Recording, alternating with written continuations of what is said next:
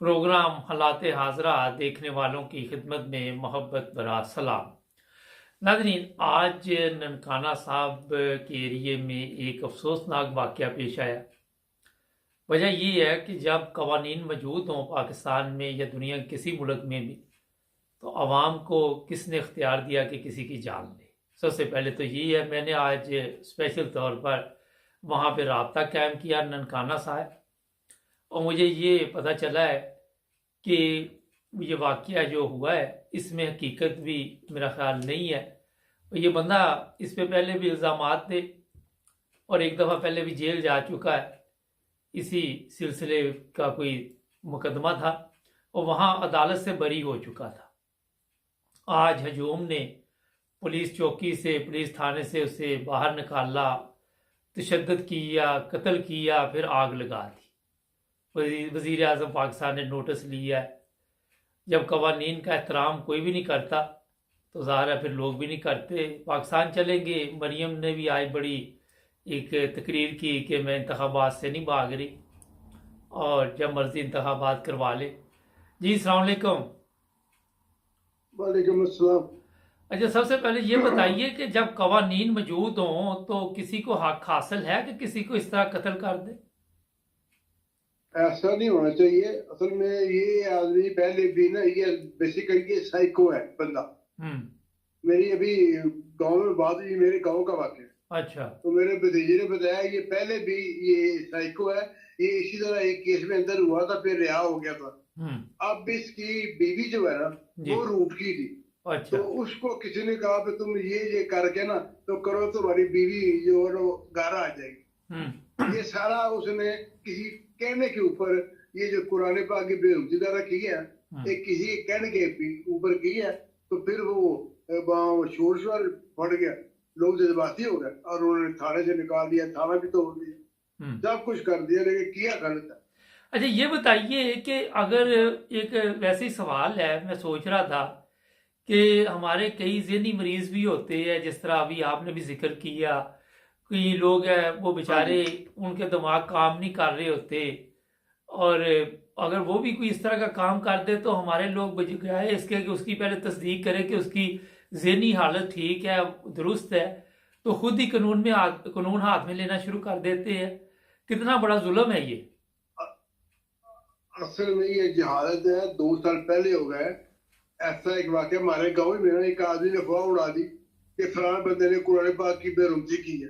वो कुदरती तौर पे मेरा भाई था, उसने कहा आओ मुझे बताओ कहाँ हुई है। वो साल ले गया, उसको पकड़ के उसने कहता मेरे साथ।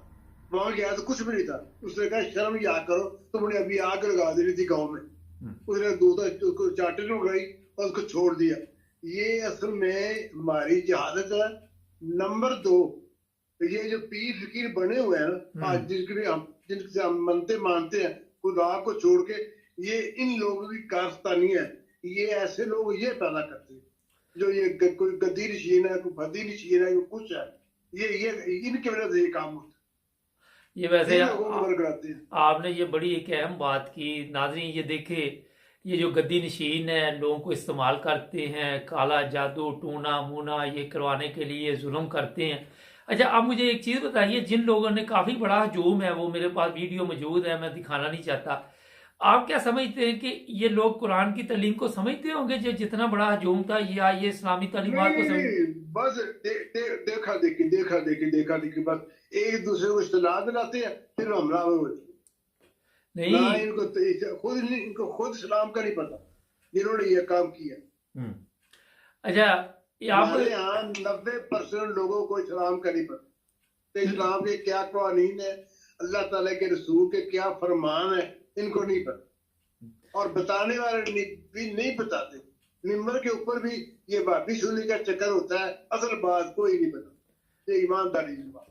अब ये मुकदमा किसके खिलाफ दर्ज होगा सर? मुकदमा वो 1,000 बंदे का नाम रोक, कुछ तो नॉमिनेट हो गया, फोटो में आ गया। तो बाकी 1,000 लोगों के खिलाफ पर्चा हुआ, कुछ नाम लूंगा कुछ मालूम है। लेकिन आप समझते हैं कि इनको कोई सजा मिलेगी इतने बड़े हजूम को? नहीं नहीं, अल्टीमेटली कुछ भी नहीं होना। इंटरनेशनल लेवल पे लोग इस केस को किस तरह देखेंगे आपके ख्याल में?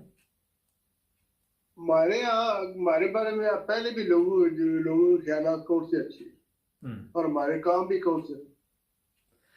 अच्छा, आज मरियम ने बड़ी वहां पे ऐसी बातें की, हर वक्त ये बताती रहती मरियम, ये मोटरवे मेरे अब्बा ने बनाई, मेरे पापा ने बनाई, एटम बम मेरे पापा ने बनाया। वो आज ये सोशल मीडिया पे लिखा हुआ था कि इतना साइंसदान तेरा अब्बा थी तो एक हॉस्पिटल ही बनवा लेता। ये चीजें जो बनवाई, इनमें से कमीशन खाई इन लोगों ने, ठीक है। 3.5 अरब रुपया मैं जाती तौर पे जानता हूँ, इसने मोटरवे से रिश्वत कमीशन लिया था 3.5 अरब रुपया। ये मैं जाती तौर मालूमात की बराबर आपको बता रहा हूँ, जाती मालूमात की बराबर, बगैर सुनी सुनाई बात। उस वक्त भी जब गुलाम शाह प्रेसिडेंट थी। अच्छा, बाकी इसके अब्बे ने जो किया है वो सारी दुनिया को पता। अच्छा, एक बड़ा अहम सवाल है। मैं यहाँ तकरीबन 37 साल से यूरोप में रह रहा हूँ, मुख्तलिफ वज़ीर आज़म आते रहते हैं, कभी मैं किसी मुल्क को होता हूँ, खबरों पे भी नज़र होती है, मीडिया पे भी नज़र होती है। कभी किसी वज़ीर आज़म ने ये आके नहीं कहा कि मैंने ये मोटरवे बनवाई? आज बातें टुकड़े ले लो। आज देखा है पाकिस्तान ने क्या किया। उसने $30 मिलियन दिए टर्की को। पाकिस्तानी ने अमेरिका में टर्की कॉन्सुलेट में गया है। 830 अरब रुपया पाकिस्तानी बनता है। उसने कहा जी एक शर्त है, उन्होंने कही फरमाओ। उसने कहा जी मेरा नाम नहीं आना चाहिए, बस ये पैसे मुझसे ले लो।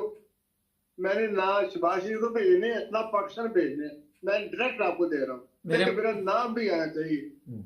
ऐसे लोग भी हैं। अच्छा, ये एक 30 करोड़ रुपया। मुझे इस खबर का इल्म था मगर मेरे ज़हन में नहीं थी, शुक्रिया आपने याद करवाई। अच्छा, ये पैसे उसने अपनी जेब से दिए और बता रहा है कि मेरा नाम नहीं आना चाहिए, और जो पैसे इन हरामखोरों ने लगाए हैं वो पाकिस्तान के पैसे कर्जा लेके और उसमें से कमीशन खाई है। और हर वक्त जहां भी ये जाते हैं ये बकवास करते हैं कि ये बहुत बड़ा हमारा जी एक कारनामा है। तो आप खुद इस चीज का फैसला करें। अच्छा, ये बताइए कि कैप्टन सफदर को कल क्या हो गया? कैप्टन सफदर में तो लगता है गैरत जाग गई है। अच्छा, है उसमें गैरत? जाग गई है नहीं, आखिर है तो वो भी इंसान। अच्छा, एक बड़ा अहम सवाल है कि आप समझते हैं जो इंतखाबात का कल हाई कोर्ट ने फैसला किया, इसके बाद जिस तरह जश्न मनाया जा रहा, मेरा ज़ाती ख्याल है, मैंने इस पर सुबह प्रोग्राम भी किया था, कि ये भी एक ड्रामा किया गया है। 90 दिन में तो इलेक्शन होने ही थे। ये इलेक्शन का केस अदालत में लेके गया। अब इमरान खान के खिलाफ जो फैसले होंगे वो भी इसी गेम का एक हिस्सा होगा। आप क्या समझते हैं? ये जो मर्जी कर ले मुबारक साहब, उसको जो मर्जी कर ले, वो इनसे अब मरता नहीं है, न तरसते है। वो हुकूमत 2023 में उसी की होनी है, ये जो मर्जी कर ले। अच्छा, कहते हैं जजों को मैं बता रहा हूँ और आपके थ्रू जजों को बता रहा हूँ कि आपका जो अगर आपने गलत फैसला किया ना तो उसके रिएक्शन के लिए तैयार हो जाए जज कि क्या रिएक्शन होगा। ये संभाला नहीं जाएगा किसी, ये जो मर्जी कर देख लो ना। ठीक। अच्छा, एक आज शेख रशीद की जमानत तो हो गई है, तो वो रिहा हो गया या अभी और भी केस है उसमें? नहीं, रिहा हो गया। रिहा को उसने आज लाल भेड़ी के सामने प्रेस कॉन्फ्रेंस भी की है। अच्छा, मैंने नहीं देखी। वो उसके बाद बिस्तर लगा के सोया हुआ है, मैंने देखी। अच्छा, वो अब बिस्तर लगा के बाहर लेटने लगा था। तो आज बेटी सील की है लाल भेड़ी। अच्छा, आज गिल जो है उसके ऊपर फर्द जुर्म का उन्होंने कहा जी 27 फरवरी को हम फर्द जुर्म आयद करेंगे। आप क्या समझते हैं कि ये भी एक गलत मुकदमा है? बिल्कुल गलत मुकदमा। उस गरीब का क्या कसूर है? कुछ भी नहीं। बस जैसे आदम सवादी का क्या कसूर था, फवाद चौधरी का क्या कसूर था, इमरान रियाज ने किया क्या था, अरशद शरीफ को क्यों उन्होंने कत्ल करवाया? अच्छा, अरशद शरीफ, एक ब्रेक लेते हैं। अरशद शरीफ की बेवा का आजकल एक वीडियो चल रहा है सोशल मीडिया पे, उस पर भी बात करेंगे। अभी ब्रेक लेते हैं, ब्रेक के बाद हमारे चैनल को सब्सक्राइब करें, हमें फॉलो कीजिए। टिकटॉक पर भी और फेसबुक पर, यूट्यूब पर भी सब्सक्राइब करें और अपने दोस्तों को भी बताएं कि सिर्फ एक ही चैनल है जहां पे सच और हक की बात की जाती है। नाज़रीन, ब्रेक के बाद आपकी खिदमत दोबारा हाजिर। अरशद शरीफ की बेवा ने कहा है कि मेरे ऊपर गलत इल्ज़ाम लगाए जा रहे हैं, किरदार कशी की जा रही है। हाँ जी, उसके बारे में ये आया था कि उसने इद्दत के अंदर इमरान इस्माइल से निकाह कर लिया। अच्छा, ये उसने कहा शरीफ तुम तो कहते थे ये होगा, अब तो मेरी चादर भी तो ये उतारने लग पड़े, ये इतने जालिम लोग हैं। ये मैंने भी कल सारा उसका देखा है सारा मामला। अच्छा, एक सवाल है, आपने भी उस मुल्क में एक लंबी उम्र गुजारी है, ये एक तो बहुत बड़ा गुनाह है। अगर पूछा जाए इस्लाम और कुरान आप पढ़ा है तो वहां पे आपको ये चीजें मिलेंगी। कुरान पाक में पता है क्या, कुरान पाक के अंदर तोहमत लगाना कत्ल से बड़ा जुर्म है। ये किसी आलम दीन से पूछ ले, कोई बंदा अगर चाहे तो मेरी इस बात की तस्दीक कर सकता है। मैंने खुद ये तर्जमा पढ़ा है कुरान पाक का। तोहमत लगाना कत्ल से ज्यादा जुर्म है इस्लाम के अंदर। अच्छा, तो ये हमारे माशरे में ये एक आप समझते हैं कि हमारी बदकिस्मती से कह सकते हैं, क्या कहेंगे आप? बात ये है कि जब हज़रत यूनुस अलैहिस्सलाम के बेटों ने अपने यूसुफ अलैहिस्सलाम को खूह में फेंका है ना, तो उसने कही उनको बघाड़ खा गए। जब यूनुस अलैहिस्सलाम गया बघाड़ों को पास, उन्होंने कहा यूनुस अलैहिस्सलाम अगर हमने यूसुफ को खाया हो ना तो हम 14वीं सदी के मौलवियों में से उठे। ये जो हमारे मौजूदा आलम है ना, बल्कि कुरान पाक में आया है, हदीस मुबारक में आया है कि 14वीं सदी के उलमा जाहिल होंगे। जाहिल बदतरीन हमारे लोग जितने आके उलमा है ना, चाहे कोई मकसद फिक्र के हो, ये जाहिल है। और ये इनकी जो ये बातें करेंगे वो हम उसका अमल करेंगे तो उसका रिजल्ट यही होगा जो आजकल हमारे मुल्क में हो रहा है।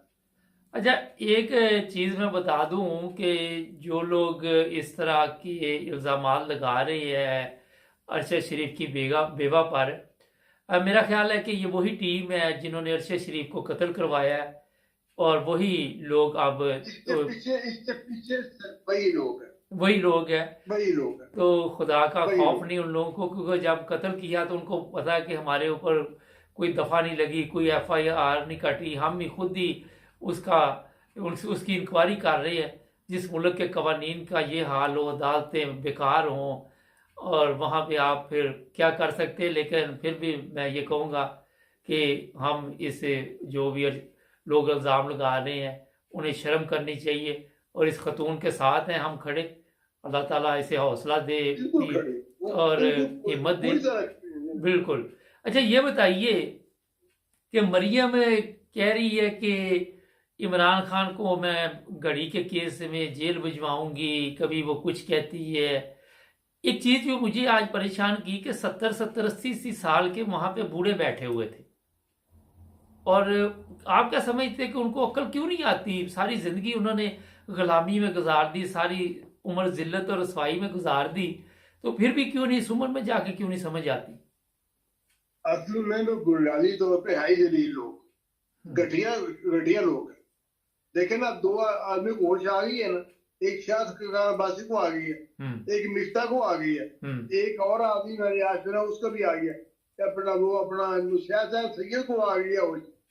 एक बंदा और आज नया बंदा एक और शामिल हुआ है इनके सामने, शायद बासी के, मुझे अब उसका नाम जेर में नहीं आ रहा। ये आहिस्ता आहिस्ता इंशाल्लाह ये काफिला बन जाए। आप क्या समझते हैं? खत्म हो गया पाकिस्तान में, बस उसका जो है ना काम वो खत्म हो गया, ये आप नोट कर लें। अच्छा, आप एंड हो चुकी। अच्छा, अब आप समझते हैं कि ये 3 माह में इंतखाबात करवाएंगे या कोई नया ड्रामा करेंगे? मेरा तो ख्याल कोई ना कोई गेम डालने की कोशिश करेंगे। कोशिश तो करेंगे, लेकिन फिलहाल वो एक तरफ फैसला भी है, दूसरी तरफ इमरान खान का प्रेशर भी है। बाकी अल्लाह को पता क्या होगा। मैंने आज को मैसेज आपको दिया था कि आप वो आदिल राजा और मैं कल का 20 लाख 30 मिनट का वो आपकी आंखें खोल देगा।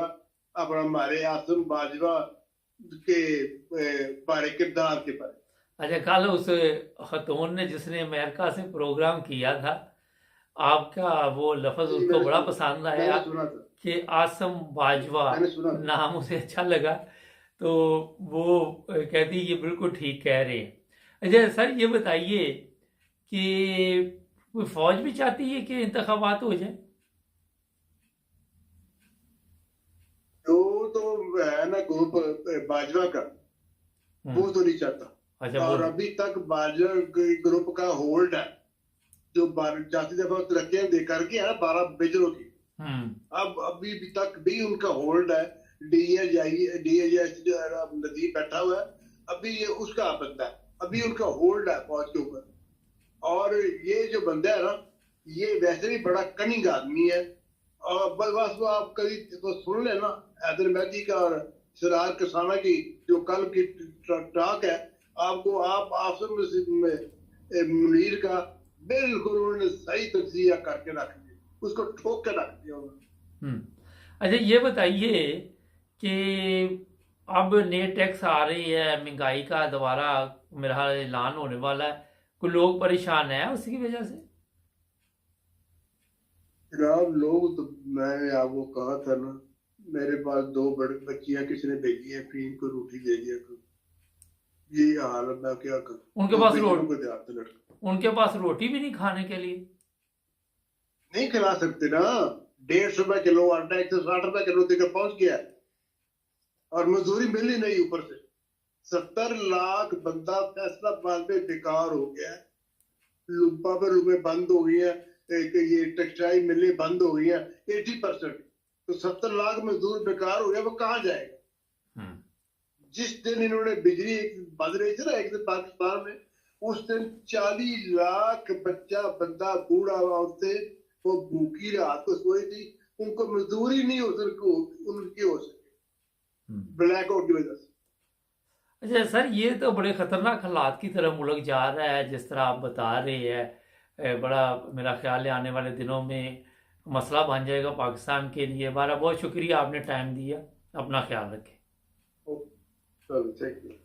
नाज़रीन, जो बात शुरू में हुई, एक इंसान का कत्ल पूरी इंसानियत का कत्ल है, और जिस तरह आज ये वाक़या पेश आया वो बहुत ही अफसोसनाक है। और इस तरह के वाक़यात पे कंट्रोल क्यों नहीं किया जा रहा? वजह यही है कि अवाम में भी जहालत है। मैं अक्सर आपको इसका जिक्र करता रहता हूँ। और जो कानून है वो बेबस इसलिए है कि वो खुद भी कानून के मुताबिक सिस्टम नहीं चलाते। लोगों को पता है कि हमें किसी ने नहीं पूछना, और ये कोई पहला वाक़या नहीं है। इससे पहले भी वाक़यात हुए पाकिस्तान में। इंटरनेशनल लेवल पे पहले ही पाकिस्तान की जो इज़्ज़त है सबके सामने है। और फिर मेरा ख्याल है कि आए दिन इस तरह के वाक़यात जब सामने आते हैं, ऊपर से हमने कर्ज़े भी इन ममालिक से लेने होते हैं, भीख भी इन ममालिक से लेनी होती है, और इंसानी हकूक़ की तंजीमें जो हैं फिर इस बात को पूरी दुनिया में जिस तरह बताती हैं आप सबके सामने। ये वाक़या इंडियन मीडिया भी उठाएगी और लोग भी उठाएंगे, लेकिन हमने कभी अपनी गलती नहीं मानी। वज़ीर आज़म ने नोटिस ले लिया, उसका क्या रिज़ल्ट निकलेगा, वहाँ मुअत्तल कर दिया। जो भी ज़िम्मेदार अफीसर थे उनको 2-4 दिन बाद दोबारा उनको बहाल कर देंगे, लोगों को ठंडा करने के लिए, ताकि इंटरनेशनल लेवल पे। तो ये अफसोसनाक वाक़यात आए दिन सिर्फ पाकिस्तान में क्यों होते हैं? हमें सोचना होगा, हमें इस्लामी तालीमात को समझना होगा। जिस इस्लाम के लिए वजह नाम पे आप उनको कत्ल कर रहे हैं, किसी इस्लाम ने उसकी इजाज़त नहीं दी, इंसानियत ने नहीं इजाज़त दी। तो मेरा ख्याल है कि ये बहुत ही खौफनाक और दर्दनाक वाक़या, उस बंदे को आग लगाई गई। और इसमें मेरा ख्याल है कि वो तमाम लोग ज़िम्मेदार हैं जिनके पास ये ज़िम्मेदारी भी थी और जो कंट्रोल भी नहीं कर सके। हमारे चैनल को सब्सक्राइब करें। प्रोग्राम देखते आज मुबारक के साथ, आज पाकिस्तान के साथ जवेद इकबाल चीमा साहब आज हमारे साथ होंगे। सब्सक्राइब कर लें। अस्सलाम वालेकुम नाज़रीन, प्रोग्राम आज पाकिस्तान के साथ। आज एक तो जो इलेक्शन के बारे में बड़ी खुशियां मनाई जा रही है, पंजाब में इलेक्शन की जो दरख्वास्त थी वो पीटीआई के हक में होगी, उस पर बातचीत करेंगे। एक वीडियो कल मुझे सोशल मीडिया पे भी नज़र आई, फिर किसी साहब ने भी भेजी। वो ये थी कि जो ह्यूमैनिटी फर्स्ट है, जो कि अहमदी चलाते हैं उसको, उसके बारे में एक प्रोग्राम किसी ने तैयार किया। मैंने वैसे उन साहब के पहले भी प्रोग्राम देखे हुए हैं, सच तो उसमें कोई नज़र नहीं आता, झूठ ही झूठ होता है। वो भी थोड़ा सा हिस्सा सुनवाने की कोशिश करेंगे, उस पर भी बातचीत करेंगे। जो कल हम पाकिस्तान में आपने देखा कि हर चीज़ हमारी अदालत में जाती है और आइन सामने मौजूद है, कानून सामने मौजूद है, मगर जिन लोगों ने आइन और कानून के मुताबिक नहीं चलना वो फिर ड्रामे करते हैं। पीटीआई ने दरख्वास्त दी हुई थी, पीटीआई वाले कल बहुत खुश थे। इसमें जो मेरी समझ में सब कुछ आया कि ये अदालतों में क्यों जाते हैं केस, ये भी एक बहुत बड़ा सवाल है। अदालत में इसलिए जाते हैं कि सबको पता है कि 90 दिन में इंतखाबात होने और आइन में लिखा हुआ है, लेकिन उसके बावजूद ये लोग जो भी पीटीएम वाले हैं, उसमें पीडीएम में अगर आप मेरे से पूछे तो इलेक्शन कमीशन भी शामिल है, वो भी उसी का हिस्सा है। हमारी जो अदालतें वो भी उसी का हिस्सा है, हमारी फौज की आला क़यादत भी उसी का हिस्सा है। और ये जो फैसला कल आया ये भी एक सियासी फैसला है। मैं अभी आपको बताऊंगा कि वो किस तरह सियासी फैसला है। होता ये है कि ये जानबूझकर केस अदालतों तक ले जाने का मौका दिया जाता है और फिर अदालतें जो है, जिस तरह कल पंजाब के इंतखाबात में उन्होंने कहा जनाब 90 दिन में होने चाहिए, मगर ये अनकरीब इमरान खान के लिए मजीद परेशानियां खड़ी की जाएंगी और इन्हीं अदालतों के जरिए की जाएंगी।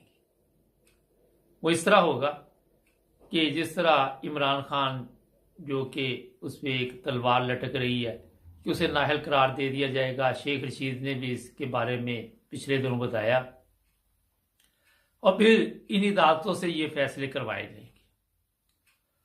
और फिर होगा ये कि इमरान खान के जब साथी कहेंगे जनाब ये फैसला गलत है, इमरान खान जो है वो नाअहल करार दे दिया गया है, तो ये अदालत कहेगी या इनके जो भी पीडीएम वाले हैं वो कहेंगे जनाब जब पहले इलेक्शन के बारे में अदालत से फैसला आया उस वक्त तो आपने बल्ले बल्ले कर दी।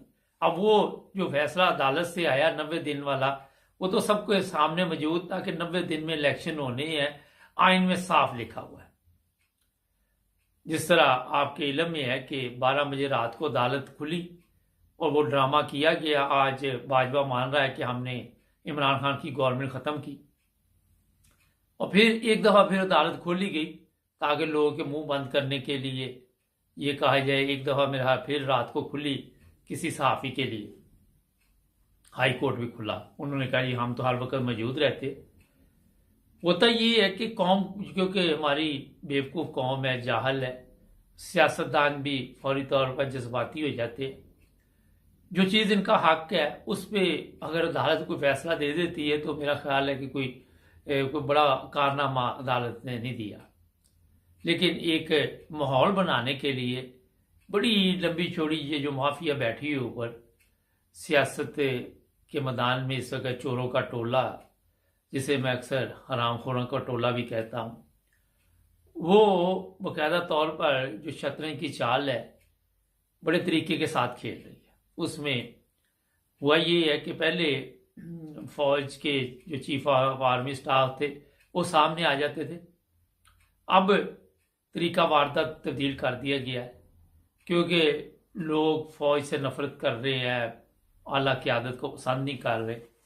सोशल मीडिया पे भी बेशुमार लोग ऐसे हैं जो ऐसी चीज़ें डाल रहे हैं जो कि साफ पता चल रहा है कि फौज से दूरी अवाम में बढ़ती जा रही है। अब ये अदालतों के ज़रिए वारदात डलवाई जाती है, अदालतों के ज़रिए केस जो भी हो उसके फैसले करवाए जाते हैं, ऑर्डर ऊपर से आ जाते हैं, फैसले महफूज हो जाते हैं। और इस तरह हमारे जो सियासतदान है या जाहल हमारी अवाम में, मेरे से पूछे तो अक्सरियत हमारे सियासतदानों की भी जहालत है में मुब्तला है और वहाँ से बाहर नहीं निकल रही।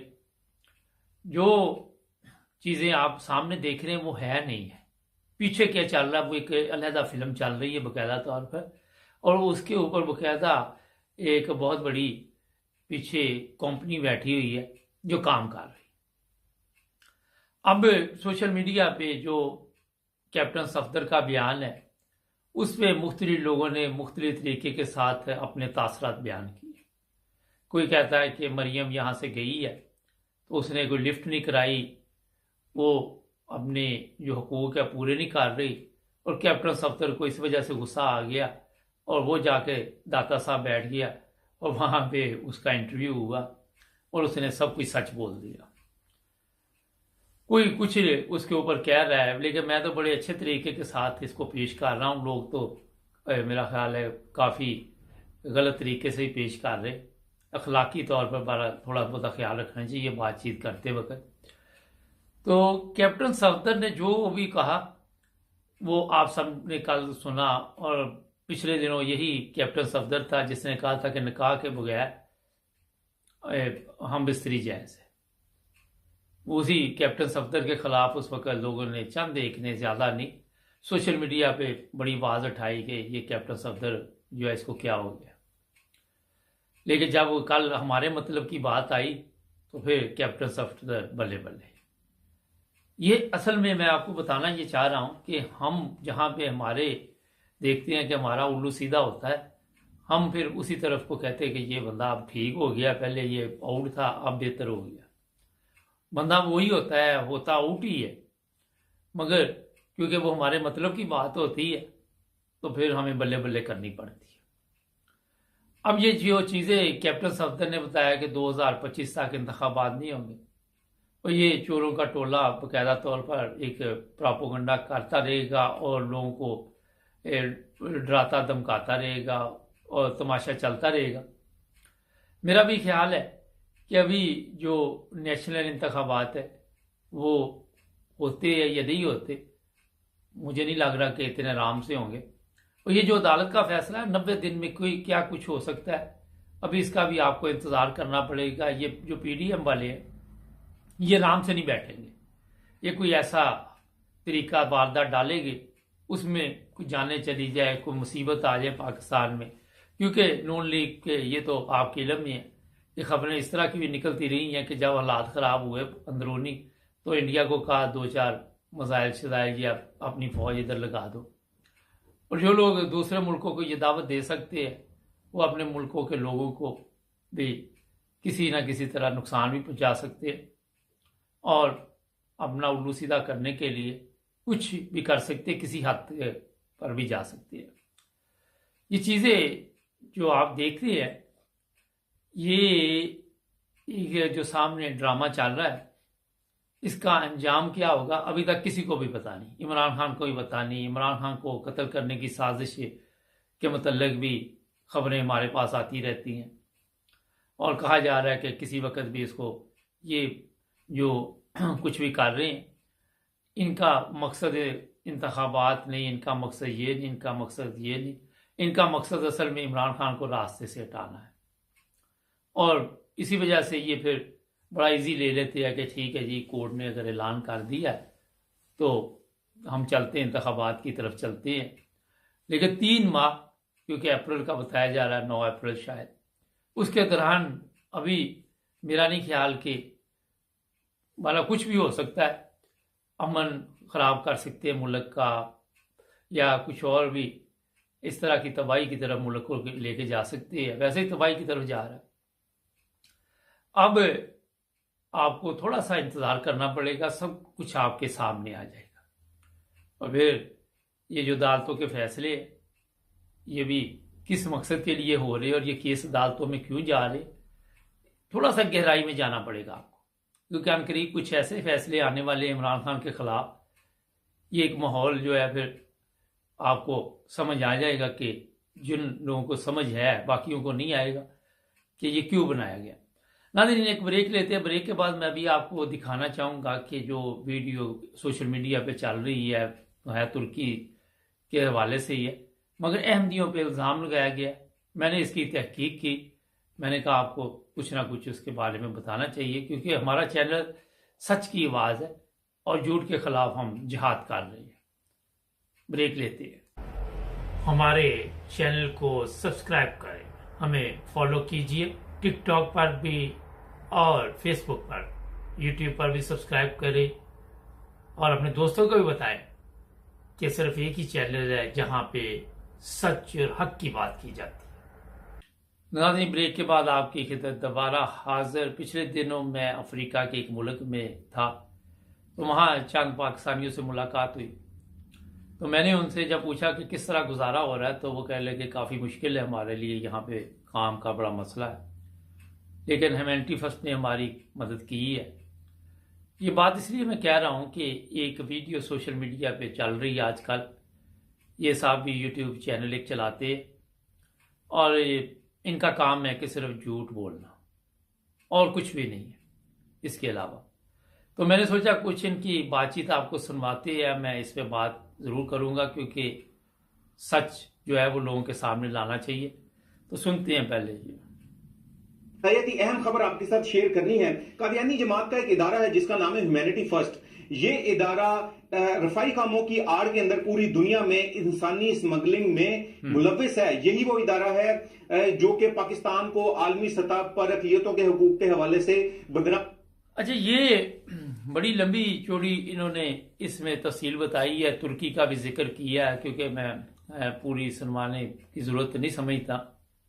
पहली चीज़ तो है कि इंसानी स्मगलिंग का तल्लुक ना तो इन चीज़ों से कोई है। जब मैंने इस चीज़ की तस्दीक की जिसको ये इदारा बोल रही है जो कि ह्यूमैनिटी फर्स्ट है, तो मुझे पता चला है, मैंने जिस तरह शुरू में भी बताया कि अफ्रीका में मुझे कुछ लोग मिले थे जो कह रहे थे कि हमारी मदद की है। इसी तरह यूक्रेन जंग पे भी मैंने जब पता किया तो वहाँ भी बाकायदा तौर पर ये लोग गए हैं, वहाँ पे भी मदद की है। फिर और इंडिया है, पाकिस्तान है, थर पार कर रहा है, जहाँ पे हमारे सियासतदान आज तक कोई पानी का बंदोबस्त नहीं कर सके, वहाँ पे भी जाके इन्होंने मदद की है लोगों की। और बकौल इनके कि अफ्रीका के कई ममालिक में काफ़ी खर्चा मर्चा ये करते हैं और तरीका ये है जो बकौल इनके है कि उन्हें काफिर बनाया जाता है। पहली चीज़ तो ये है कि किसी को काफिर बनाने के लिए अगर पैसे भी दिए जाए तो अगर उसका मज़हब बड़ा मजबूत है, वो कहता है कि मैं अपने मज़हब के मुताबिक ज़िंदगी गुजार रहा हूँ, मैं मुतमिन हूँ, तो वो काफिर नहीं बनता। दूसरी चीज़ ये है कि जिनको ये काफिर कह रहे हैं वो पाकिस्तान में तो आप उनको कह सकते हैं कि ये पाकिस्तान के आइन के मुताबिक काफिर है। मैं जब प्रोग्राम करता हूँ लोगों के साथ तो वहाँ पे ये भी लोग कहते हैं कि मुसलमान तो हमें नज़र नहीं आते। अब फैसला आपने करना है कि मुसलमान भी नज़र नहीं आते तो फिर कौन लोग हैं ये, यहाँ पे कोई हरकत आपको मुसलमानों वाली नज़र नहीं आती। तो ये सोशल मीडिया पे इस तरह के लोग बैठ के प्रोपेगेंडा करते हैं। मैं आपको सिर्फ ये कहना चाहता हूँ कि आप इंसाफ के साथ तहकीक किया करें। देखिए, ये झूठ ही है जिसने आज पाकिस्तान का बेड़ा गर्क किया हुआ है, पाकिस्तान की आइन का बेड़ा गर्क किया हुआ है, पाकिस्तान की अदालतों का बेड़ा गर्क किया हुआ है। मजहबी तौर पे हम इतने पीछे पाकिस्तान में जा चुके हैं कि एक दूसरे को कोशिश होती है किसी तरह लूट लें, किसी का बेड़ा गर्क कर दे, और कोई मजहब जो भी है इसकी इजाज़त नहीं देता, इस्लाम भी नहीं देता। ये मैंने इसलिए कहा कि अगर आप आके बताएंगे कि ये लोग खिदमत नहीं कर रहे तो जो लोग खिदमत करते हैं उनको कोई सबूत पेश करने की ज़रूरत नहीं होती। तुर्की में भी हो सकता है बाकायदा तौर पर ये ह्यूमैनिटी फर्स्ट पहुंची हो, मेरे इल्म में नहीं है, मगर हर जगह वहाँ जहाँ भी मुसीबत देखी जाती है वहाँ पे पहुंच जाते हैं और जाके उनकी मदद करते हैं। इन साहब ने प्रोग्राम में ये अपने में कहा कि तुर्की में भी ये पहुंच गए हैं। अब तुर्की में तो पूरी दुनिया मदद कर रही है, वहाँ तो इसराइल के लोग भी आए हुए हैं और मेरी इतला के मुताबिक सबसे ज़्यादा इसराइल के लोग पहुंचे हुए हैं वहाँ मदद करने के लिए। पाकिस्तान के भी कोई 43-44 लोग आए हुए, अल्लाह करे वापस चले जाए। ये मैं इसलिए बता रहा हूँ कि जो चीज़ें ये साहब पेश कर रही है कि इंसानी स्मगलिंग होती है, जनाब अगर आप थोड़ी सी नज़र दौड़ाएं तो कोई प्रोग्राम आपने इंग्लैंड करना है, आपकी पिछले दिनों पता नहीं ओलंपिक की टीम आई हुई थी, कौन थी, 3 लोग उसमें से स्लिप हो गए। इंसानी स्मगलिंग में पाकिस्तान के जो इदारे मुलव्वस है वो सबके सामने है। किस तरह वहाँ से लोगों को निकाला जाता है, तुर्की भेजा जाता है, फिर किस तरह उनको बेच दिया जाता है, किस तरह कहाँ पे आके उनके साथ क्या सलूक होता है। तो जो लोग अच्छे काम करते हैं उन पे इल्ज़ाम लगाते हुए शर्म आनी चाहिए। ये मैं आपको साफ तौर पे बताना चाहता हूँ। आप कोई ऐसी चीज़ सामने नहीं ला सकते कि ह्यूमैनिटी फर्स्ट जो है वो कोई इंसानी स्मगलिंग करती हो या कोई किसी को नुकसान पहुंचाती है। इतने मुल्क है दुनिया में, गरीब मुल्क है, हर जगह पे ये लोग मदद करते हैं। मलेशिया है, जहाँ भी लोगों को मदद की ज़रूरत होती है।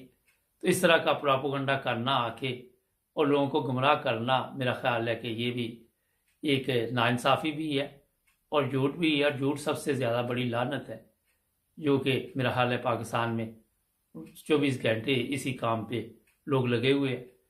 और इसमें कोई फ़र्क इसलिए नहीं आ रहा, देख भी रहे कि पाकिस्तान की हालत क्या है, देख भी रहे कि पाकिस्तान के लोग किस तरफ जा रहे हैं, अवाम किस तरफ जा रही है, किस जहन्नम से हम गुजर रहे हैं। बजाय इसके कि हम अपनी सलाह करें, बजाय इसके कि हम अपने गिरेबान में देखें कि हम गलत रास्ते पे चल रहे हैं, हमें अपना जो रास्ता है वो ठीक करना चाहिए, हम दूसरों पे इल्ज़ाम देने शुरू कर देते हैं। जो ठीक काम कर रहे हैं, जो लोगों की मदद कर रहे हैं, जो इंसानियत की मदद कर रहे हैं।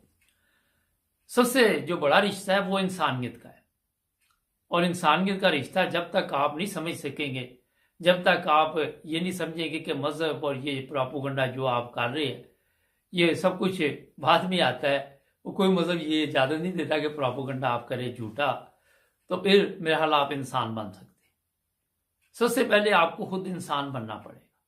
ये मैं बिल्कुल इसलिए कह रहा हूँ कि जिस तरह पाकिस्तान में आपने देखा कि वहाँ पे सलाबजद खान के ये आके करें ना प्रोग्राम के वहाँ कंबल जो है वो ऑनलाइन आ रही है, बिक रही है, कनक फना के गोदाम से मिली है, ये वहाँ से मिली, ये पेट्रोल बंद किया हुआ है कि प्राइस बढ़ेगी, और फिर इस पर किया करे प्रोग्राम, बजाय इसके कि किसी दूसरे की जो खिदमत कोई कर रहा है उस पर प्रोग्राम करे, जो अपनी गलतियां उस पर आकर रोशनी डाले।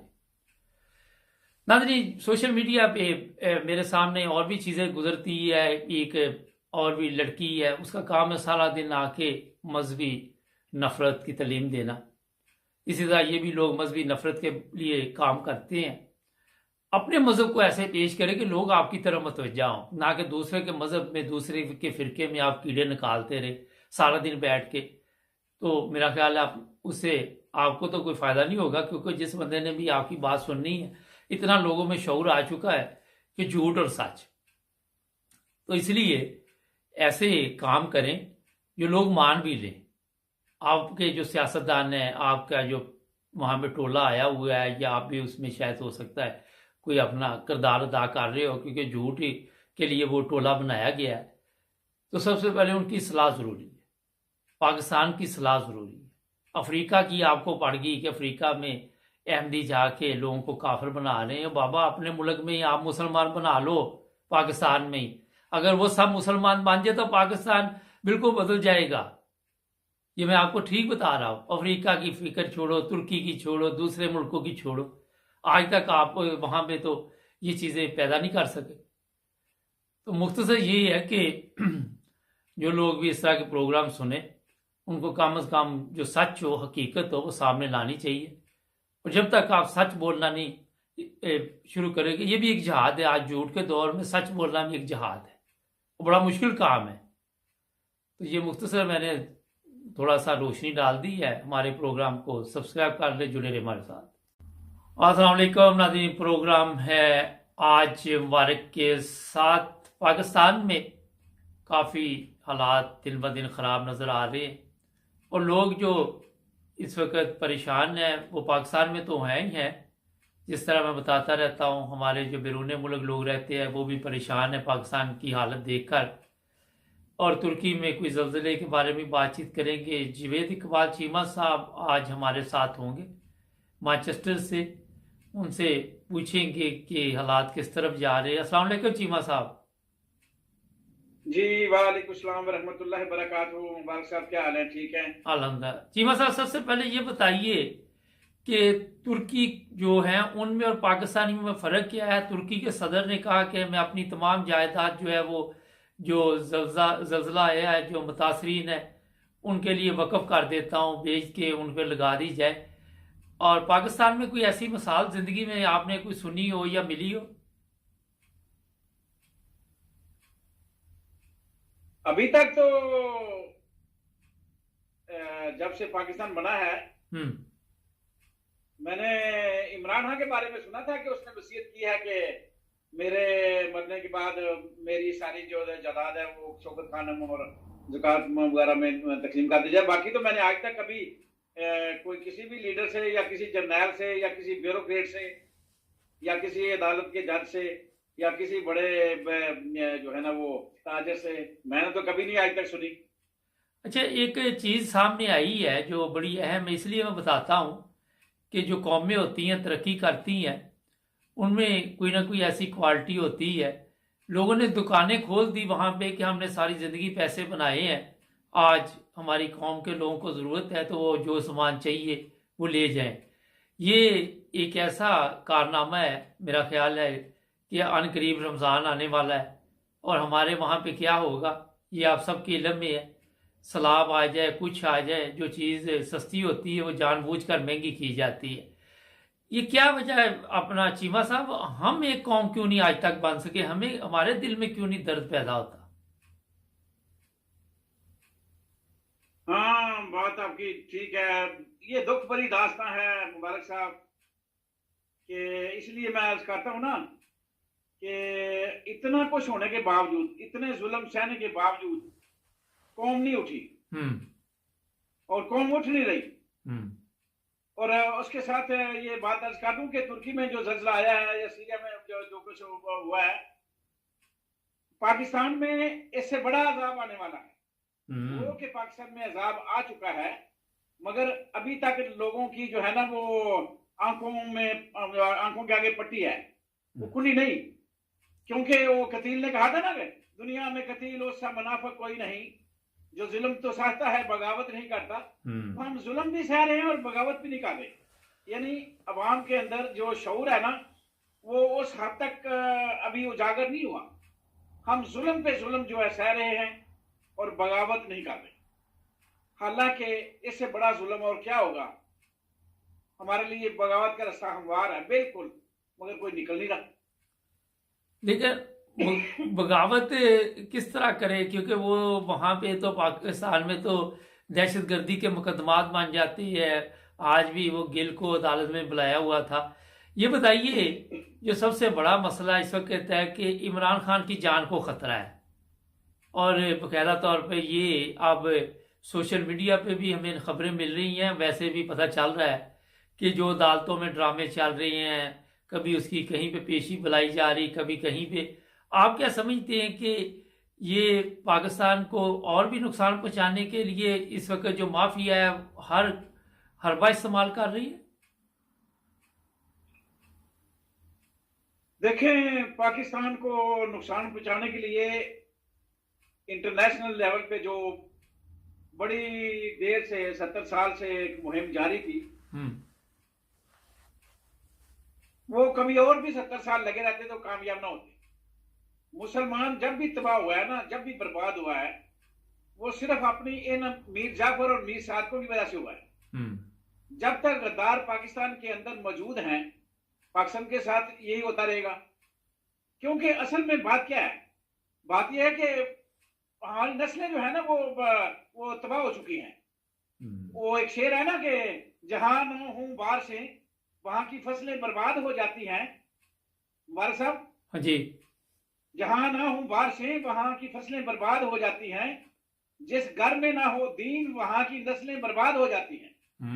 तो सारा जो मसला है ना, जो असल मसला है वो है हुक्मरान हो, अमीर हो, गरीब हो, ब्यूरोक्रेट हो, जर्नैल हो, ताजर हो, दुकानदार हो, कोई भी हो, चाहे खोती रेडी वाला हो, चाहे वो मजदूर हो, चाहे घूमने वाली कुर्सी पे बैठने वाले फिरौन हो।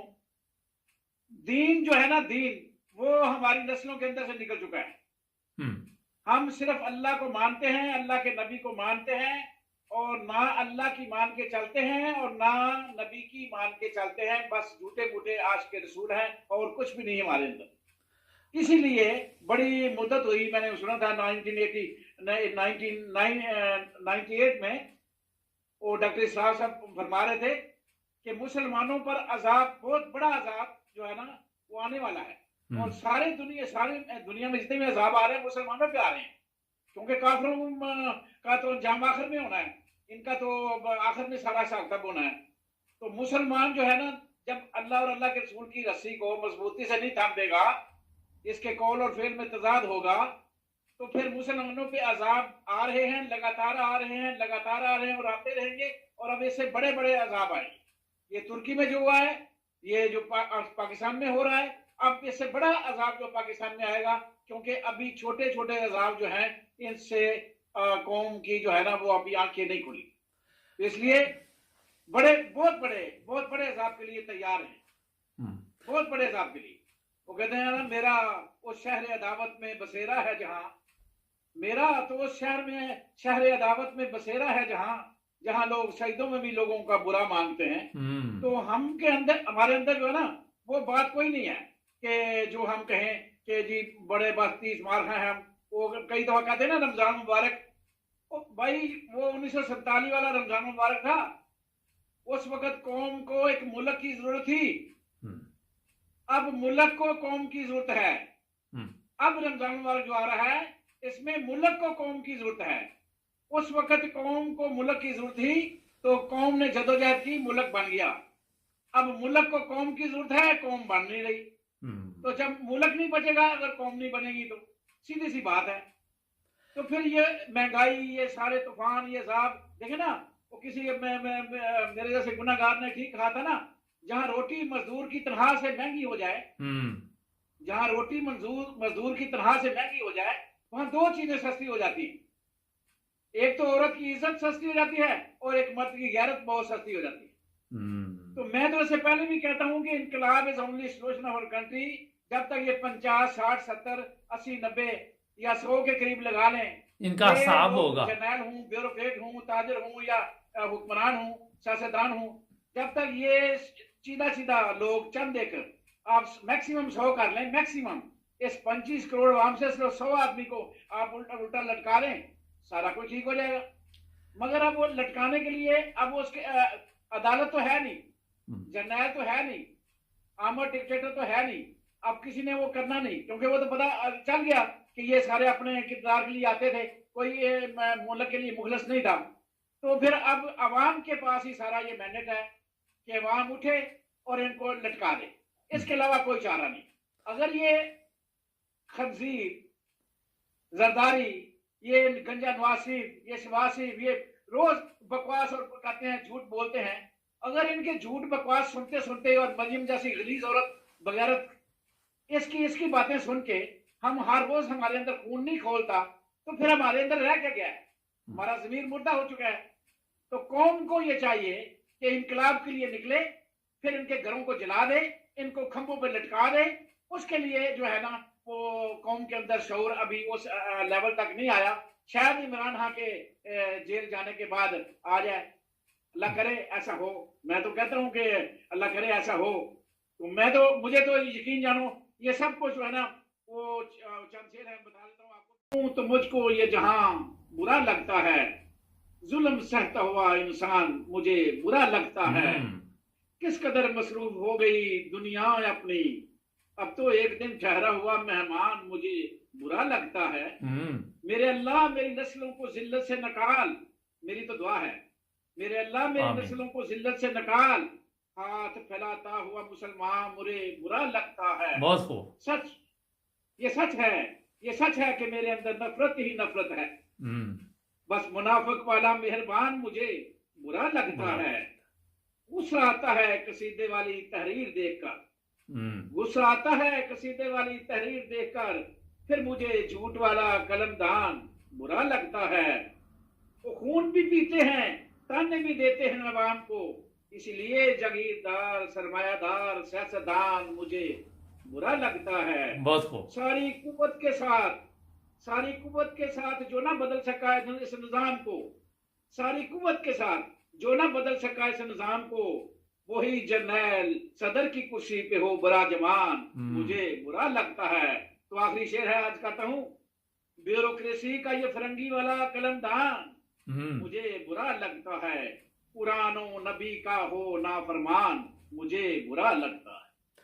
बहुत खूब चीमा साहब, दो तीन बड़े अहम सवाल हैं, आप जरा मुख्तसर जवाब दीजिएगा। पहला सवाल ये है, अभी मेरे पास न्यूज़ पहुंची है, ननकाना साहब में एक बंदे ने कोई मजहबी ऐसा कोई काम किया कि उसे गिरफ्तार किया गया तौहीन मजहब में, उसको लोगों ने छुड़ा के खुद कत्ल कर दिया। क्या कोई कानून इस चीज की इजाजत देता है किसी मुल्क में जब कवानीन मौजूद हों? ये सिर्फ और मुबारक साहब दीन से दूरी की बात है। जितना हम दीन से दूर होते जाएंगे उतना ही हम दीन को जो है ना वो अपनी मर्जी के ख्वाहिशात के मुताबिक डालते जाएंगे। इसमें सिर्फ एक बात अर्ज कर दूं कि मुबारक साहब, जानवर में अकल नहीं होती और फरिश्ते में ख्वाहिश नहीं होती। जानवर में अकल नहीं होती और फरिश्ते में ख्वाहिश नहीं होती, मगर इंसान एक ऐसी चीज है जिसमें दोनों चीजें मौजूद हैं। इसमें अकल भी है और ख्वाहिशात भी हैं। और इंसान अगर अपनी अकल को दबा ले तो जानवर बन जाता है, और अगर अपनी ख्वाहिशात को दबा ले तो फरिश्ता बन जाता है। बहुत खूब। तो हम जो है ना अपनी अकल के घोड़े दौड़ाते हैं, अपनी मनमानी करते हैं। हमें अल्लाह और अल्लाह के नबी का कोई कानून याद नहीं आता और ना रहता है उस वक्त अपने जनूनी कफियत में, और ना हमें कोई पासदारी रहती है अपने मुल्क के कानून की। तो मैं तो इन चीजों को अच्छा नहीं समझता। अच्छा, दूसरा ये अभी आपने कहा कि पाकिस्तान 70 साल से इन्हीं हालात का मुकाबला कर रहा है। इंडिया पे क्यों नहीं ये हालात आए जनाब? ये जरा बताएं कि इंडिया पे क्यों नहीं दूसरी कुव्वतों ने मुदाखलत की, इंडिया का बेड़ा गर्क क्यों नहीं किया? वो तरक्की कर रहे हैं, उनके स्टूडेंट पूरी दुनिया में आपको नजर आते हैं, उनके बिजनेसमैन पूरी दुनिया में नजर आते हैं, वो उनकी चीजें पूरी दुनिया में नजर आती है। तो हमारे ऊपर क्यों ये सारा कुछ हुआ जी? इसलिए हुआ है मुबारक साहब, क्या आप मुझे बता दें कि कितने जर्नैल इंडिया में आए थे जिन्होंने मार्शल लगाया था, पहली बात, और कितने सियासतदान ऐसे थे जिन्होंने मीर जाफर और मीर सादिक का किरदार अदा किया था? हालांकि कितनी देर से मोदी हुक्मरान है। क्या कांग्रेस ने, राहुल गांधी ने कोई ऐसा काम किया जो शहबाज शरीफ टोले और जरदारी टोले ने किया? क्या वहां बकाऊ माल हुए? क्या वहां खरीदो फरोख्त उसमें हुई? क्या किसी जर्नैल के इतने कोई जर्नैल बना दें इंडिया का जिसके पास इशफाक यानी या जनरल बाजवा जितने जो है ना राहील और दूसरे मुशर्रफ इनकी जायदादें देख लें। किसी की जायदाद अगर जनरल बाजवा और जनरल इशफाक यानी हमारे जर्नैलों के मुताबिक है तो बता दें। अगर कोई हर जर्नैल इंडिया का अगर अमेरिका में रहता है तो बता दें, अगर उसके फ्लैट दुबई में है तो बता दें, अगर यूके के अंदर उसकी प्रॉपर्टी है तो बता दें। हमारे जर्नैलों की, सारे के सारे जर्नैलों की और ब्यूरोक्रेट और सियासतदानों की प्रॉपर्टी लंदन, अमेरिका और दुबई में है। तो इसका मतलब है कि हम जो है ना बराए नाम मुसलमान हैं, हम सिर्फ दीन के नाम को इस्तेमाल कर रहे हैं। हमारे अंदर मुसलमानों वाली, अल्लाह और अल्लाह के नबी वाली अहकामात वाली कोई बात नहीं है कतई तौर पे। हम जन और ज़र और जमीन के माल मदई है, वही हमें मिल रही है और उसके हसूल के लिए हम अपनी कब्र को भारी कर रहे हैं। ये हमारी सबसे बड़ी बगैरती है और इसी से मुल्क तबाह हुआ है। और यही सबसे बड़ी मिसाल है कि आप कोई एक मिसाल बता दें कि इंडिया का जर्नैल जो है ना वो कितना अरबोपति है और हमारे जर्नैल का मुआवजा कर। अच्छा, ये बताइए, पाकिस्तान की अदालतों में और इंडिया की अदालतों में कोई फर्क भी है? कोई आपको नजर आया? आप भी जाहिर है किताबें भी लिखी आपने, मीडिया पे भी नजर है। देखिए जी, मैंने आपको पहले बताया था कि इंटरनेशनल लेवल पे जो है ना हर कौम जो है ना मुसलमान के खिलाफ है। ये बात पहले ज़हन में रखें। इंसाफ का जहां तक आप तल्लुक है, अगर आप ये देखें ना जी, वो जितने भी फैसले मुसलमानों के केस हैं उनमें इंटरनेशनल लेवल की वजह से या उनकी ज़हनियत गंदी होने की वजह से आप कह सकते हैं कि उन्होंने डंडी मारी मुसलमानों के साथ अपना जो है ना वो बड़ास निकालने के लिए। मगर अगर ऑन दी होल देखा जाए इंसाफ का, तो पाकिस्तान से इंडिया के अदालतों का इंसाफ का मेयार बहुत बेहतर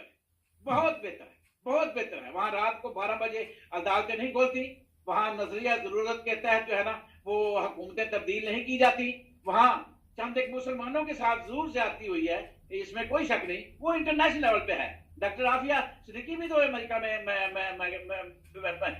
बेजर कैद है ना। तो ऐसी कोई उस बात को छोड़ के अगर आप वैसे लें तो इंसाफ का जो है ना निजाम का, वो इंसाफ का निजाम पाकिस्तान से हजार दर्जे इंडिया का बेहतर। चीमा साहब, आपने एक बात अभी कही कि इंटरनेशनल लेवल पे हमें इंसाफ नहीं मिल सका। पाकिस्तान की अदालतों में तो मुसलमान ही बैठे हुए हैं ना, वहां पे तो इंटरनेशनल का क्या तल्लुक है? जब आप अदालतों में जो जज लेके आते हैं वो इंसाफ नहीं देते, और फिर उसमें क्या तल्लुक आ जाता है इंटरनेशनल? उसमें तल्लुक ये है ना कि आलमी ताकतों का काम है सारी कौम को नहीं खरीदते, वो तो चंद लोग खरीदते हैं, हुसैन हक्कानी जैसे। अब अगर एक मेजर जनरल नसीर को खरीदा है या जनरल बाजवा को खरीदा है, तो एक जर्नैल जो है ना इंटेलिजेंस का अफसर, वो फोन करता है जज को कि तुमने ये काम करना है, तुम्हें ये मराहत मिलेंगी, और अगर तुम ये नहीं करोगे तो सुबह तुम्हें फारिग कर दिया जाएगा।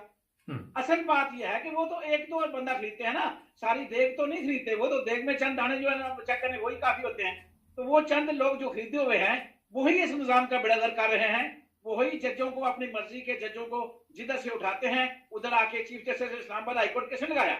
ये चीफ जस्टिस इस्लामाबाद हाईकोर्ट जो लगा हुआ है इस वक्त बगैरत कुत्ती का बच्चा खंजीर, उससे सारे अपने काम करवाए जा रहे हैं। तो किसने लगाया? ये सारी एक गेम है। वही मीर जाफर, मीर सादक, हुसैन हक्कानी जैसे लोग, जनरल बाजवा जैसे गद्दार और जनरल नसीर जैसे लोग, और ये डीजी ऐसा या जो इसमें लगा हुआ है नदीम जैसे लोग, ये लोग हैं जो इस मुल्क का बेड़ा गर्क करने में अपना रोल अपना बना रहे हैं और किरदार अदा कर रहे हैं। और इन जजों की, ब्यूरोक्रेटों की जो है ना, चीफ सेक्रेटरी के साथ क्या हुआ था पंजाब में? चीफ सेक्रेटरी को बंद करके कमरे में उसे क्या लिखवाया गया था? तो ये जब ये होगा तो कौन माइकल लाल जो है ना वो इंसाफ करेगा?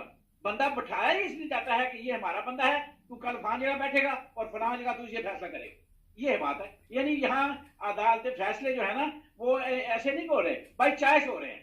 ये चॉइस है, ये मेरी चॉइस है, इसने ऐसे करना है, ये मेरी चॉइस है, इसको ऐसे करना है, ये है। और इसको जकड़ा हुआ है चंद जर्नैलों ने, चंद गद्दारों ने, चंद मीर जाफर और मीर सादिक जरदारी जैसे, शहबाज शरीफ जैसे, राणा सनाउल जैसे बुली कुत्तों ने जो खेल रहे हैं किनके हाथों में? जर्नैलों के हाथों। ये है, चंद जर्नैल खरीदे हुए हैं, चंद जर्नैल, कुछ ज्यादा भी नहीं है। अभी इस वक्त तो आपके सामने ना 3-4, एक चला गया ना, खंजीर चला गया जनरल बाजवा, तो पीछे उसके 3-4 और हैं, वही कंट्रोल कर रहे हैं सारा कुछ, वही सारा कुछ कर रहे हैं, वही गेम कर रहे हैं। किसी को कत्ल करना है, किसी को अंदर करना है, किसी को बाहर करना है। शेख से साथ क्या हो रहा है?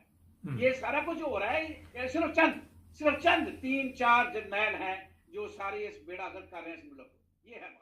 अब ये बताइए, जो बड़ा अहम सवाल है कि इस्लाम क्या कहता है अदल के बारे में, मुख्तसर ज़रा जवाब दीजिएगा कि आपको अगर जज की कुर्सी पे बैठा दिया गया, काजी की कुर्सी पे बैठा दिया गया, तो आपने इस्लाम को देखना है, इंसानियत को देखना है, या ऊपर से जो हुक्म आए उसको देखना है?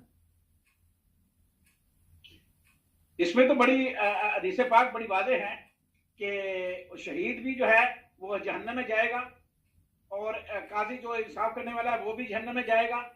क्यों? वजह क्या है कि उससे ये पूछा जाएगा कि तूने ये फैसला किसके लिए किया? तो वो कहेगा मैंने बड़े 30 मारे ये किया, शहीद हुआ मैंने मुल्क के लिए। तो वो उसको जवाब क्या मिलेगा? नहीं, तुमने ये जाती मफाद के लिए किया, तुमने ये कुर्बान किया कि मेरी बड़ी बड़ी वाह हो जाए, या तुमने अपने जाती मफाद को सामने रख किया, तो कहाँ? जहन्नम में फेंक दिया जाएगा। कितना बड़ा रुतबा है। और इंसाफ वाला जो है ना, सबसे बड़ा जो है ना वो कदर है इंसाफ वाले काजी की। और वो उसके बड़े भी गुनाह होंगे ना, तो इंसाफ का तराजू उसने थामा होगा ना, तो अल्लाह की वजह से वो जन्नत में जाएगा। तो हमें वो जन्नत और दोज़ख का मामला हमारी आंखों से दूर है। बात वही आ जाती है दीन से दूरी की। तो बस हम जो है ना वो उस तरफ लगे हुए हैं, लगे हुए हैं। और अवाम के अंदर क्या है? अवाम अपने मुकद्दर का रोना रो रही है। कि वो एक शेर है ना कि तमाम उम्र मुकद्दर से जंग लड़ता रहा, तमाम उम्र मुकद्दर से जंग लड़ता रहा, ख्वाहिशात से लड़ता तो वली होता। बहुत खूब, क्या तो अवाम को ये समझ नहीं आ रही। और अब जो उधर बैठे हुए हैं वो अपने पैसे के चक्कर में सारा कुछ अपना बेच रहे हैं। ना कब्र याद है, ना मौत याद है, ना जहन्नम याद है, अल्लाह अल्लाह खैर सब, ना आखिरत याद है। अच्छा, कल चीमा साहब कैप्टन सफदर बड़ा सच बोला, उसने कहा कि ये सब गलत हो रहा है जो भी पाकिस्तान में हो रहा है, आप इसकी वजह क्या समझते हैं कि उसको क्या जरूरत पड़ गई कि वो दाता साहब जाके सच बोलना शुरू हो गया? असल में उसके अंदर अपनी फ्रस्ट्रेशन है। वो उसकी स्टोरी जो है ना, लोग तजिया बड़े मुखर अंदाज में कर रहे हैं कि उससे कुछ करवाया गया नहीं। मैं समझता हूँ कि उसके अंदर अपनी फ्रस्ट्रेशन है कि जब बीवी उसको अपने नजदीक नहीं आने देगी काफी दिन, तो वो बेचारा अपनी फ्रस्ट्रेशन में जो है ना मऊफ पता नहीं पी होती है, तो जब पीता है तो बंदा तो फिर कई चीजें सच मुंह से निकल जाती हैं। तो बातें तो काफी उसने सच की हैं, मगर बात यह है कि अब उसका क्या बनेगा और तेरा क्या बनेगा कालिया। और मसला यह है कि अब पता नहीं उसका क्या बनेगा। वो उसको रखा हुआ है सिर्फ जूते पॉलिश करने के लिए, वो उसकी शोहर की तो इज्जत है नहीं। वो तो सीधी सी बात है। उसने तो बात अपनी याद कराई ना कि मैंने भी इसके मरियम से सुना करता था कि शादी से पहले तो मेरी जो बच्ची पैदा हुई वो भी 4 महीने बाद पैदा हो गई थी। तो अब इमरान खान पे क्यों इल्जाम लगा रहे हो, ये गंद को मत डालो कि गंद हमारे ऊपर पड़ेगा। उसे तो अपनी चीजें याद आ रही है ना, कि वो तो अपनी चीजें को याद करा रहा था कि ये हमने कर चुके हैं, ये गलतियां हम कर चुके हैं, तो फिर दूसरों पे बात कीचड़ उछालो कि ये कीचड़ हम पे वो डाला जाएगा। असल में वो एक फ्रस्ट्रेशन का शिकार है कि बीवी से दूरी है, बीवी से जो है ना वो अपने लक्ष्यों में तलवों में वो किसी और क्या कहते हैं वो कतर के दीवानी है किसी कतरी की, शरादे की। तो ये अब बेचारा रह गया है, ऐसे ही बस मौका मिलता नहीं है बीवी के साथ जिंदगी गुजारने का, तो बेचारा फ्रस्ट्रेशन का शिकार है। और क्या करे बेचारा, अब दाता दरबारों पे ना जाए तो क्या करे। नहीं वो तो तवीत आगे वाला मामला कर लेगा, कोई पीरी कर लेगा शुरू, क्या करना बेचारे ने, क्योंकि अब वक्त पास करना है। बेचारे ने कहीं और मुंह काला करता रहेगा, यही है वो। मेरे नजदीक तो उसका काम ये बयान जो है ना सिर्फ फ्रस्ट्रेशन का शिकार है। और फ्रस्ट्रेशन सिर्फ ये है, ज़हनी बीमारी है उसको, कि वो बीवी से जो है ना वो दूर है और उसी की फ्रस्ट्रेशन उसको ले बैठी बेचारी। ये बुनियादी चीज़ आपने बता दी। इसमें मेरा ख्याल है कि जो समझदार लोग हैं उनको भी पता है कि बीवी अगर मियाँ के साथ ठीक हो, खुश रखे, तो बेचारा दरबार पे जाके खाना भी ना खाए और घर में बैठे, और दरबारों पे जाके फिर वो सच बोलता। तो इसका मतलब जब भी ये कोई बात पूछनी हो कैप्टन सफदर को दरबार पे ले जाओ।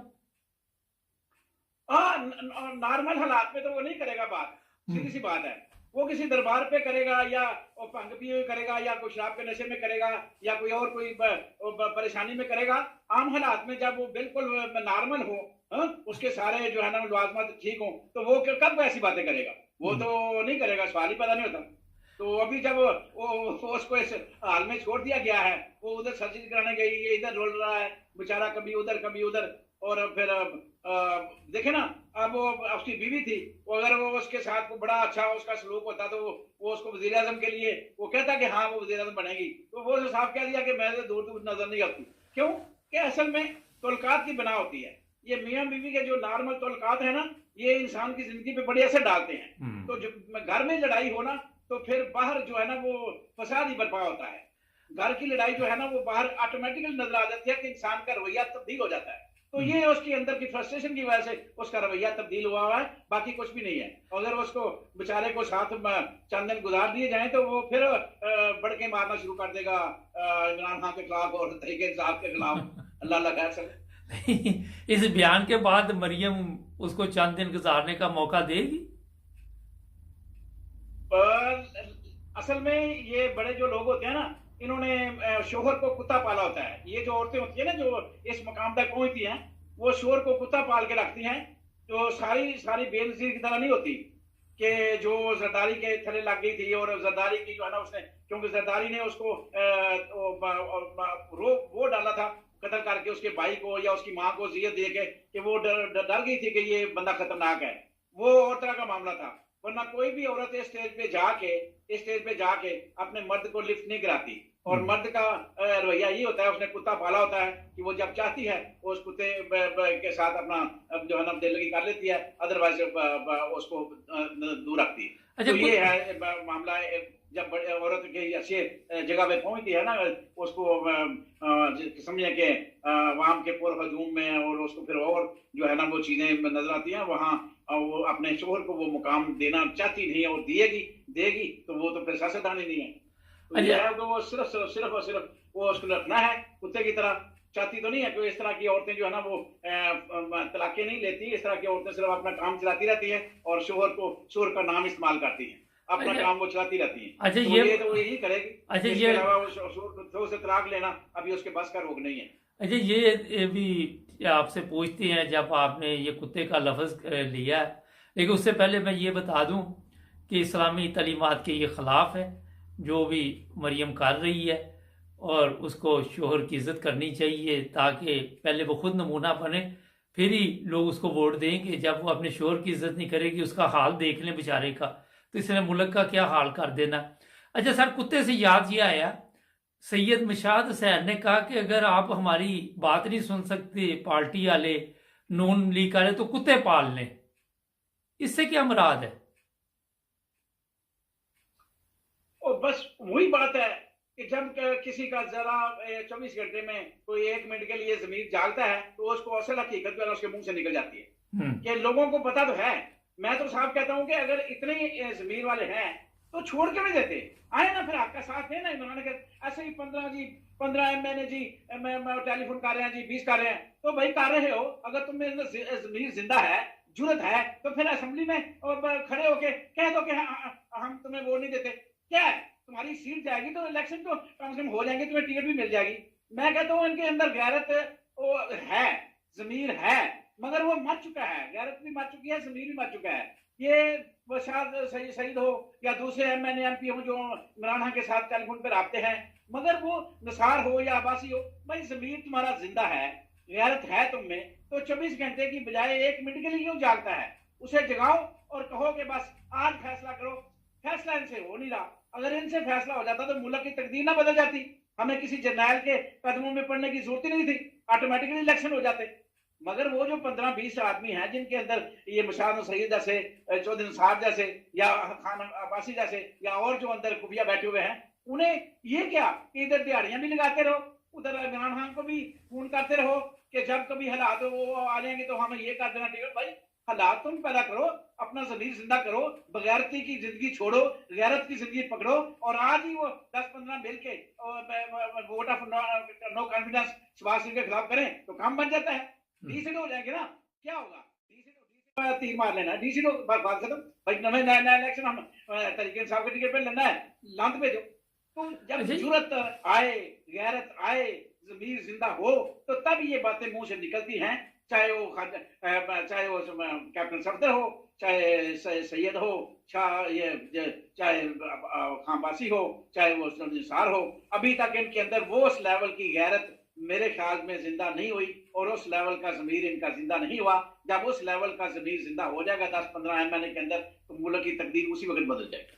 ये बड़ी ज़बरदस्त बात की चीमा साहब आपने कि ज़मीर जिंदा होता है, मगर ये दोनों तरफ खेलना चाहते हैं। ये है सबसे बड़ा इनका मसला। अगर थोड़ी सी भी गैरत है तो वहाँ रिज़ाइन कर दे और आ जाए बाहर। अच्छा चीमा साहब, प्रोग्राम आज क्योंकि आपकी बातें बड़ी ज़बरदस्त होती हैं, लेकिन मैंने थोड़ा एक्स्ट्रा टाइम लिया, इसमें ये मुझे एक चीज़ बताइए बड़ी जो अहम है कि एक तरफ पाकिस्तान के हालात जो हैं वो काफ़ी मुश्किल है, दूसरी तरफ से IMF कर्जा दे रहा है, लेकिन महंगाई आने वाले दिनों में और भी बढ़ जाएगी। आप क्या समझते हैं कि ये बर्दाश्त कर जाएगी कौम महंगाई में?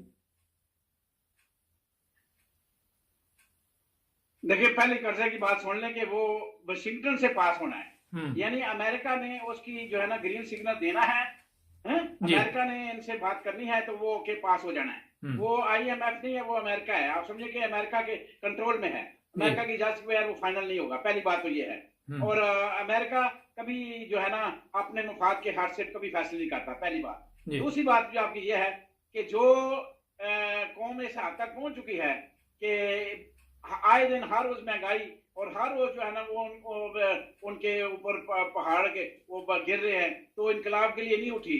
तो मुझे तो बस एक ही आखिरी सहारा था वो इमरान खान का कि वो उसी की उंगली उठेगी तो काम बनेगा। उसके अलावा क्योंकि कौम को भी एक लीडर चाहिए, तो उंगली इमरान खान उठाएगा तो फिर शायद उठे। अगर इमरान खान ने उंगली ना उठाई तो ये बर्दाश्त करते जाएंगे। इनको आदत पड़ गई है बर्दाश्त करने की। फिर वही शेर है, आखिर में भी वही है कि दुनिया में कतील सा मुनाफिक नहीं होता, जो जुल्म से सहता है बगावत नहीं करता। आप इंतखाबात का जो पत्ते खेले जा रहे हैं, देखते हैं कि कोई पंजाब में इंतखाबात होंगे या कोई नई गेम डाल के मुलतवी किया जाएगा?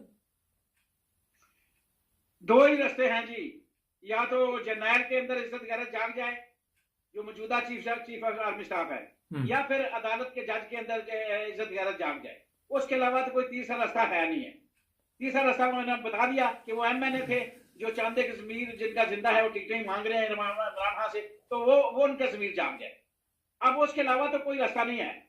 ये अवाम की वजह से, अवाम के अंदर तो इनकलाब के लिए निकले तो फिर तो सबको जलाओ गिराओ हर शय हो जाएगी। अगर श्रीलंका वाले राहत हो जाएं तो फिर तो मुमकिन है, हर चीज मुमकिन है। फिर जब यही लटका दिए जाएंगे तो इनकी जो है ना सर्जरी हो जाएगी मरियम नवाज की जाती उमरा के बाहर ही, तो बस बात खत्म। इसको लटका देंगे, सर्जरी इसकी बाहर हो जाएगी, कुत्तों के अगर डाल देंगे इसकी सर्जरी तो बात खत्म हो जाएगी, फिर तो काम हो रहा है। वरना अगर आम हालात में इसी तरह अच्छे माहौल में कोई अगर हमारी मदद कर सकता है तो वो जमीर जिंदा हो जाए अदालत के जज का, चीफ जस्टिस का, या जमीर जिंदा हो जाए चीफ ऑफ आर्मी स्टाफ का, या 10-15 MNA ओनली के जो जमीर की आवाजें जो निकल रही हैं उनका जमीर जिंदा हो जाए, वो इस्तीफे दे दें। तो उसके अलावा तो फिर कोई चारा नहीं। फिर आखिरी सहारा है कि इमरान खान उंगली का इशारा दे दे और अवाम इमरान खान के साथ निकलने को तैयार है, तो फिर वो भी आखिरी स्टेज है कि वो देख लिया जाए कि अवाम निकलती है कि नहीं। अगर निकलती है तो फिर काम बन जाएगा।